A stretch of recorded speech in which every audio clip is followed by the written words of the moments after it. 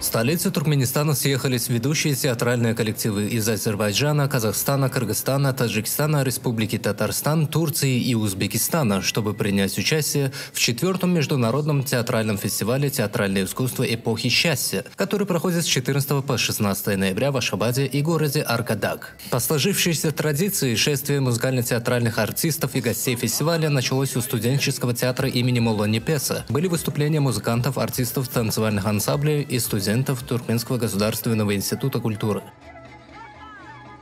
Acayip doğruluk birleşmesiyle birlikte şu yurdumuzda geçirilen ilk açılış festivali şu davara bilen açıldı. Şu festivalin çoğulu geçeceğine men inanıyan yurdumuzda edilen arzularımız, maksatlarımız amala aşsın. Kahraman arkadağı ferdamız, ömürler uzak olsun, şanlar sağ olsun. Yurdumuzda elmidama toylar olsun. На площади перед главным драматическим театром, где все участники имели возможность увидеть красочную программу туркменских танцевальных коллективов, после чего страны-участницы, каждая под своим флагом, торжественно прошествовали в зал театра на церемонию открытия. Для нас большая честь участвовать в вашем фестивале. Я сама впервые здесь, в Ашхабаде. Очень впечатлена вашим городом, вашей республикой, гостеприимством, людьми.